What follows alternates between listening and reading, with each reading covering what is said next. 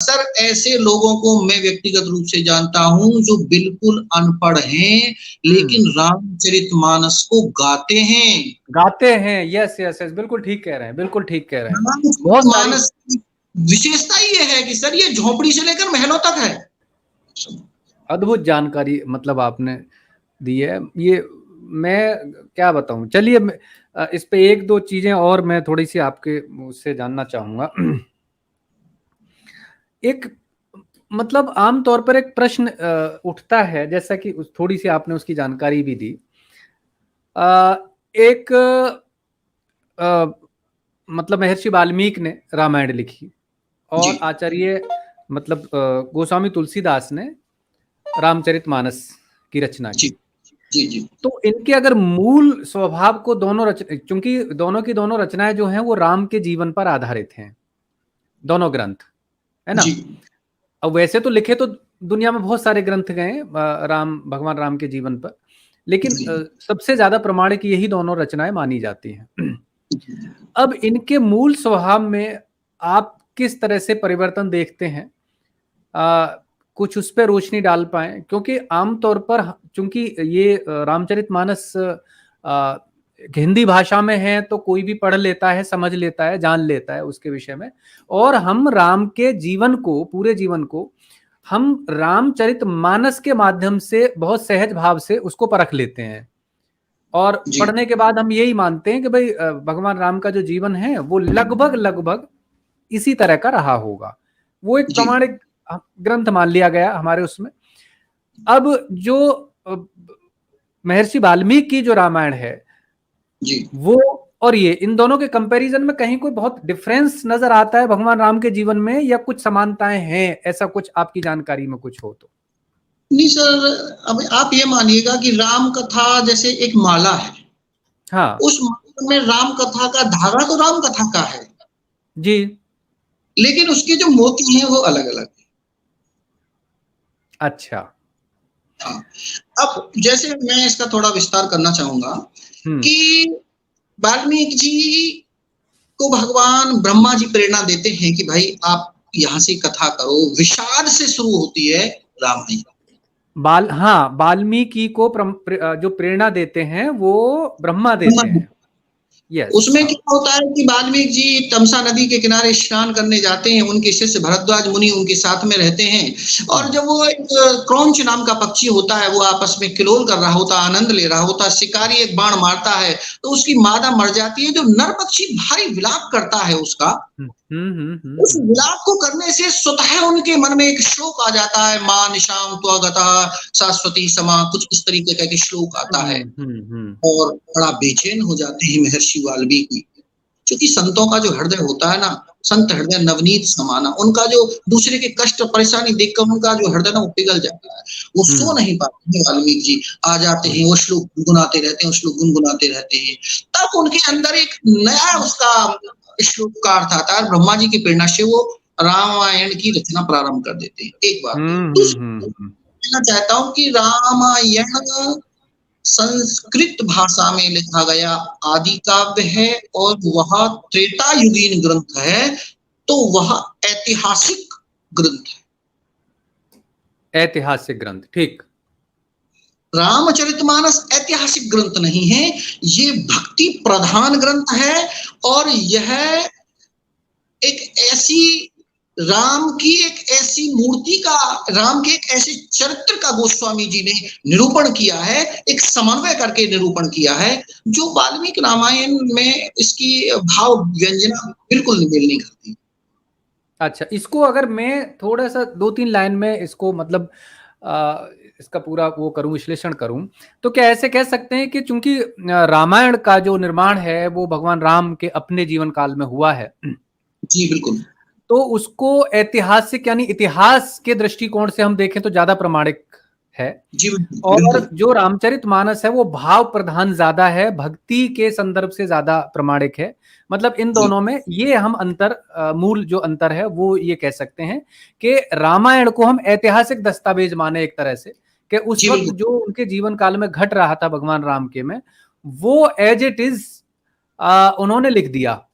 जैसे एक इसमें एक संदर्भ में अपने व्यक्तिगत रूप से जोड़ना चाहूंगा कि मेरी एक रचना है भगत सिंह पे जी, और उसमें मतलब वो मैंने काल्पनिक तरीके से लिखी है और उसका संदर्भ ये है कि भगत सिंह और मौत के बीच में एक वार्तालाप होता है, मतलब आपस का एक वो है, शायद आपने सुनी भी हो, एक आध बार मैंने सुनाई है वहां पे। हाँ, तो वो कोई ऐतिहासिक दस्तावेज नहीं है, कभी ऐसा कहीं लिखा नहीं है कि मौत और भगत सिंह के बीच में कोई इस तरह का वार्तालाप हुआ था। अभी चूंकि मतलब अंदर की चेतना की बात है, लेकिन मैं ऐसा मानता हूं कि निश्चित रूप से भगत सिंह की जब फांसी तय हो गई तो उनके जहन में कुछ प्रश्न जरूर उठे होंगे।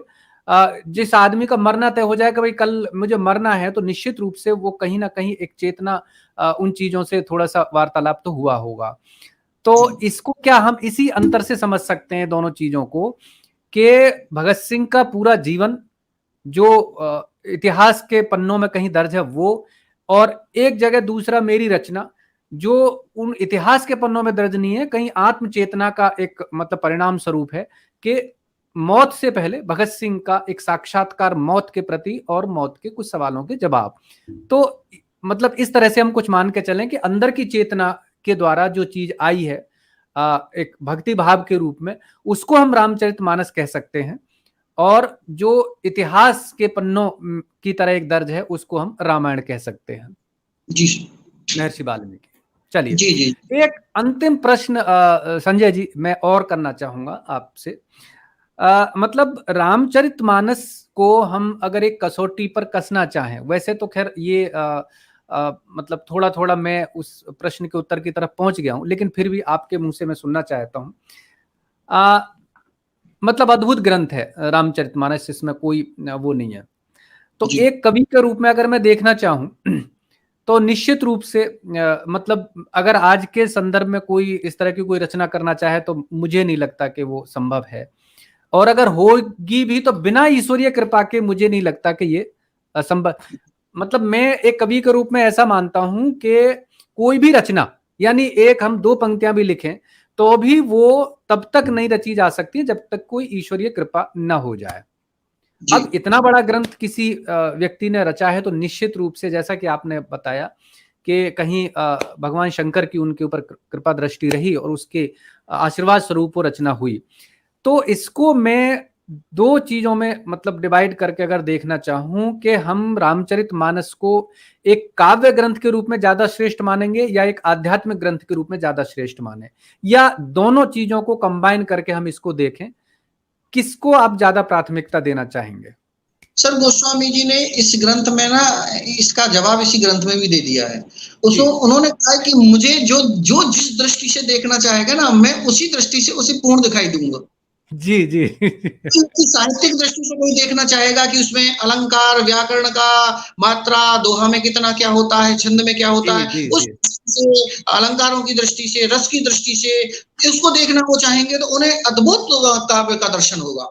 और जो अध्यात्मवादी लोग हैं उन्हें अपना एक अलग आनंद आएगा। सर, ऐसे लोगों को मैं व्यक्तिगत रूप से जानता हूं जो बिल्कुल अनपढ़ हैं लेकिन रामचरितमानस को गाते हैं। यस यस यस, बिल्कुल ठीक कह रहे हैं, बिल्कुल ठीक कह रहे हैं। रामचरितमानस की विशेषता ये है कि सर ये झोपड़ी से लेकर महलों तक है। महलों तक है। और एक चीज और बताऊं आपको कि बहुत सारी मतलब और किसी ग्रंथ की और किसी कवि की मतलब वो एक एज ए कोटेशन के रूप में प्रयोग नहीं होती हैं जितनी कि मानस से प्रयोग की जाती हैं। ये अद्भुत बात है अपने आप में। जी, आप कंटिन्यू करिए। तो इसमें सर सबका अपना अलग आनंद है। उन्होंने मतलब ये कह दिया है कि भाई सब अपना आनंद लेंगे। इसमें चूंकि विषय रस नहीं है, जैसे कि हम ये कहने लगे कि भाई इसमें विषय की बहुत कथा है, सांसारिक विषय तो इसमें नहीं है। इसमें भक्ति है, इसमें आनंद है, इसमें प्रेम है, इसमें भाई का भाई के साथ में कैसा, पिता का पुत्र के साथ में कैसा, मित्र का मित्र के साथ में कैसा। और मैं समझता हूं कि कई जगह तो जो श्रुतियों के सिद्धांत हैं उनसे भी आगे बात गोस्वामी जी ने बड़े संदर्भ में बना। गोस्वामी जी का जो ग्रंथ है ना, वो मर्यादित के साथ साथ में एक ऐसा आदर्श बिंदु, उच्चतम आदर्श बिंदु का शिखर स्थापित करता है कि कोई भी व्यक्ति उसको उछल कर भी छूना चाहे ना उस आदर्श को, तो छू नहीं पाता। जी। मैं जिक्र करता हूँ, जैसे गोस्वामी जी ने श्रुति हमारी कहती है, आपने भी सुना होगा कि भाई देखो, दुख में और सुख में समान व्यवहार करना चाहिए। हम सुनते हैं ऐसे, लेकिन गोस्वामी ने क्या कहा? गोस्वामी जी कहते हैं कि जब दुख आए ना, तो स्नेह, प्यार, विश्वास 100 गुना बढ़ाना चाहिए, उतने से काम नहीं चलता। वाह वाह वाह वाह वाह, अद्भुत बात, वाह। हाँ, मतलब 100 गुना प्रेम बढ़ाना चाहिए। यदि वो कष्ट में है, यदि वो तकलीफ में है, यदि वो पीड़ा में है, तो समान से काम नहीं चलेगा। क्या बात, अद्भुत। भाई आपकी पत्नी बीमार है, अभी आप सामान्य अपने ऑफिस से आते हैं, हमें ठीक ठाक राजी खुशी, ज्यादा ध्यान नहीं देते हैं, ठीक चल, लेकिन यदि वो बीमार है, तो इस व्यवहार से काम नहीं चलेगा, फिर एक्स्ट्रा केयर चाहिए। हाँ, वो कहते हैं 100 गुना, 100 गुना, वाह, 100 गुना चाहिए। तो एक आदर्शिता का एक ऐसा सिद्धांत है। मित्रों की बड़ी चर्चा है, वो कहते हैं कि यदि कोई मित्र किसी के काम नहीं आता है, उसे तो देखने से भी दोष लगता है। हाय हाय, वाह वाह वाह, तो मित्र पर हरे भलाई, ऐसे मित्र को छोड़ दो भैया। मित्र के साथ में ऐसा व्यवहार होना चाहिए, उसके गुणों को प्रकट करे, अब गुणों पर काम करे। ऐसे नहीं होना चाहिए, पीठ पीछे ऐसे करे वैसे, सारी बातें बड़े विस्तार के साथ में वर्णन है। जब हम पढ़ते हैं तो हमें लगती है कि हमारी कथा है, अपनी कथा है। किसी भी चरित्र का जब हम अध्ययन कर, उन्होंने तो संगति पाई न सको। उन्होंने कहा है कि चरित्र कितना भी महान हो, कितना भी कैकेयी जैसा चरित्र महान हो, कैकेयी बहुत महान चरित्र है, लेकिन यदि सावधान नहीं रहेगा तो कुसंग उसे नष्ट कर देता है, उसे बर्बाद कर देता है। इसलिए प्रतिक्षण सावधान रहने की आवश्यकता है।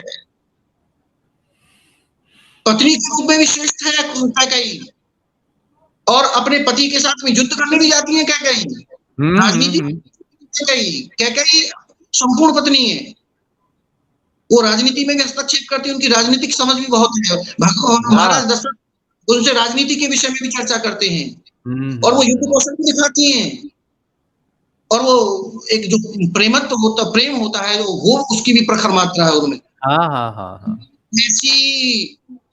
ऐसी पत्नी जो दशरथ की पत्नी हो, दशरथ माने जो 10 इंद्रियों पर विजय प्राप्त कर रखा हो, जिसने उसकी पत्नी हो, और भरत जैसे संत की माता हो, और राम जैसा परमात्मा जिसे अपनी मां कहकर पुकारता हो, यदि वह इतना महान चरित्र भी यदि सावधान नहीं रहेगा, तो कुसंग उसे बर्बाद कर देगा।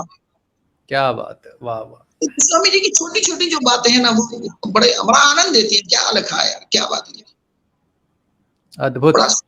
संजय जी, मतलब लगभग 1.5 घंटा हो गया हमें बातचीत करते हुए, और मतलब मैं नहीं समझ पा रहा हूँ कि ये जो पूरा हम समझ रहे थे कि आधा घंटे में इस मामले को, ये बातचीत को हम समेट लेंगे, लेकिन अभी भी अंदर से ऐसी एक चेतना मुझे महसूस हो रही है कि हम और इस पे बात करें, और निश्चित रूप से करेंगे फ्यूचर में। बहुत सारी चीजें हैं, ये विषय यहाँ पर समाप्त होने वाले नहीं है। अद्भुत आनंद इस बातचीत का आपके साथ आया है। निश्चित रूप से आपने बिल्कुल प्रामाणिक तरीके से सारी बातें आज हमारे सुनने वालों तक पहुंचाई हैं, और भविष्य में भी मैं, चूंकि आपका अध्ययन बहुत अच्छा है और आप अपनी बात कहते बड़े मतलब प्रभावशाली तरीके से हैं और प्रामाणिक तरीके से हैं, तो निश्चित रूप से हम और इस तरह के विषयों पर आपसे चर्चा फ्यूचर में करते रहेंगे। और मतलब मैं क्या बताऊं कि जो लोग सुनेंगे इस सारी चर्चा को, मैं अपने जीवन में ये मानता हूं कि ठीक ठाक अध्ययन मैं करता हूं, लेकिन उसके बावजूद भी जितनी जानकारी आपने गोस्वामी जी के विषय में दी है, वो जितने भी हमारे सुनने वाले लोग होंगे जो इस स्ट्रीम को पूरा सुनेंगे, निश्चित रूप से उन्हें बहुत सारी चीजें, नई जानकारियां इसके माध्यम से मिलेंगी, क्योंकि बहुत सी चीजें ऐसी होती हैं कि कुछ 2, 4, 6 ग्रंथों को पढ़ने के बाद हमें कुछ ऐसी जानकारी मिल पाती है जो अपने जीवन का निचोड़ है। संजय जी का जो उनका अपना अध्ययन है, उसके आधार पे उन्होंने बहुत सारी प्रामाणिक चीजें आज हमको अवगत करा दी हैं, जानकारी उनकी दी है, और मैं निश्चित रूप से उनके इस अनुभव का, उनके इस अध्ययन का भविष्य में भी हम आनंद लेते रहेंगे, इस कामना के साथ में मतलब मैं आज इजाजत लेना चाहूंगा संजय जी। मन नहीं हो रहा है, सच में मेरा मन था कि हम और बहुत इस लंबी चर्चा को करें। निश्चित रूप से हम बहुत जल्दी आगे इन विषयों पर चर्चा करेंगे खुल के। चर्चा करेंगे। मैंने भी अपने जो हमारी पत्रिका के संपादक हैं पूज्य श्री हरिओम शास्त्री जी, उनके श्री चरणों में बैठ के मैंने भी बहुत कुछ सीखा है। और हम दोनों लोग गए भी हैं बहुत सारी जगह अध्ययन, गीता प्रेस गोरखपुर, बहुत सारी जानकारियां, बहुत सारे ग्रंथ इनका सबका देखा है, सुना है। ये सब भगवान की कृपा है, उनकी बिना उनकी कृपा के सब कुछ भी संभव नहीं, कुछ भी संभव। बिल्कुल निश्चित रूप से। चलिए उनके साथ भी हम आपके साथ मिलके कोई 3 लोगों की स्ट्रीम एक करेंगे और उसमें अलग अलग तरह की जो भी जितनी भी आध्यात्म से जुड़ी हुई बहुत सारी चीजें हैं जिन पे अभी हमें जानकारी प्राप्त करनी है, तो वो नेक्स्ट टाइम बहुत जल्दी हम हफ्ते 2 हफ्ते में इन सारे विषयों पे बात करेंगे। चलिए आज के लिए मैं आपका बहुत बहुत आभार व्यक्त करता हूं और अपने सुनने वालों से यही निवेदन करता हूं कि चैनल को सब्सक्राइब कर लें और ये जानकारी लोगों के बीच में शेयर जरूर करें, ताकि जो एक भ्रांतियां समाज के अंदर बिना मतलब की फैली हुई हैं हमारे इस तरह के बड़े लोगों के बारे में, वो स्पष्ट हो जाएं और सही जानकारी लोगों तक पहुंचे। चलिए आज के लिए इतना ही। जय सनातन, जय भारत।